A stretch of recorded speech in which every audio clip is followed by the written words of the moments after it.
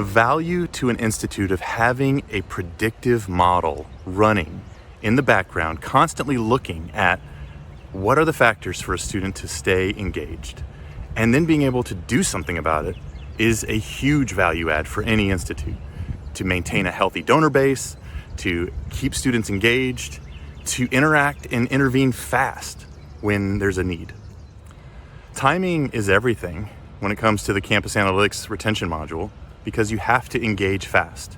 And some of the long-term effects of this that we've seen with the Indiana colleges that have implemented the retention module have been a greater increase in retention itself, happy graduates, a bigger donor pool, and what's better than having kids be prepared for success in life and then also have a great reputation with the institute that they came from.